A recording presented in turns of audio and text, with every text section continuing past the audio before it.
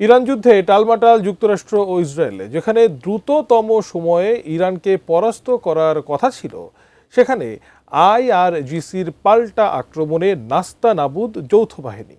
ফলে একের পর এক পরিকল্পনা পরিবর্তন করতে বাধ্য হচ্ছে তেল আবিব, ওয়াশিংটন।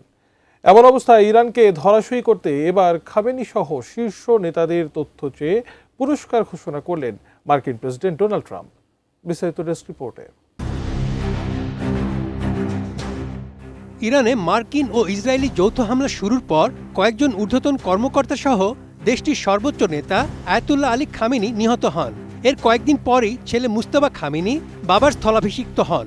যুক্তরাষ্ট্র ভেবেছিল ইরান হয়তো শক্তির দিক থেকে দুর্বল হয়ে পড়বে, কিন্তু মুজতবা খামেনির নেতৃত্বে পূর্ণ শক্তি নিয়ে হামলার কড়া জবাব দিয়ে যাচ্ছে ইরান। কোয়ালিটি সম্পন্ন আন্তর্জাতিক মানের still bar CSRM, committed for better still. চলমান যুদ্ধের প্রেক্ষাপটে অসহায় ট্রাম্প ইরানকে হারাতে এবার ঘোষণা দিলেন পুরস্কার, যার মূল্যমান $10 মিলিয়ন। ইরানের নতুন সর্বোচ্চ নেতা মুজতবা খামেনি সহ দেশটির সামরিক ও গোয়েন্দা বিভাগের শীর্ষ কর্মকর্তাদের সম্পর্কে তথ্যের বিনিময়ে দেয়া হবে এই পুরস্কার। আইআরজিসির সঙ্গে যুক্ত 10 শীর্ষ কর্মকর্তাকে নিশানা করে এই পুরস্কার ঘোষণা করা হয়েছে মার্কিন পররাষ্ট্র মন্ত্রণালয়ের ওয়েবসাইটে। যাদের নামে পুরস্কার ঘোষিত হয়েছে তাদের মধ্যে সর্বোচ্চ নেতা ছাড়াও ইরানের নিরাপত্তা প্রধান আলী লারিজানি, গোয়েন্দা বিষয়ক মন্ত্রী ইসমাইল খতিব, স্বরাষ্ট্রমন্ত্রী ইস্কান্দর মোমেনি এবং খামেনির কার্যালয়ের 2 কর্মকর্তার নাম রয়েছে।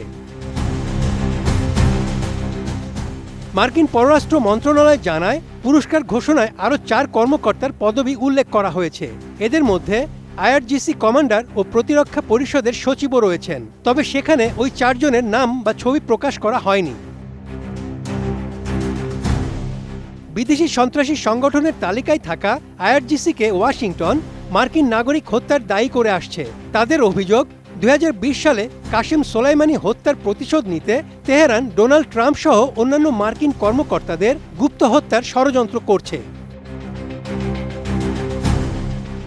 ইরান বরাবরই সন্ত্রাসবাদের মদদ দেওয়ার অভিযোগ অস্বীকার করে আসছে। ইরানি কর্মকর্তারা যুক্তরাষ্ট্রের এসব অভিযোগকে ভিত্তিহীন রাজনৈতিক আক্রমণ বলে অভিহিত করেছে। তারা বলছে, তেহরানের উপর চাপ সৃষ্টি ও নিষেধাজ্ঞা জারির অজুহাত হিসেবেই ওয়াশিংটন ক্রমাগত এসব অভিযোগ আনছে। Desk report, ATN news.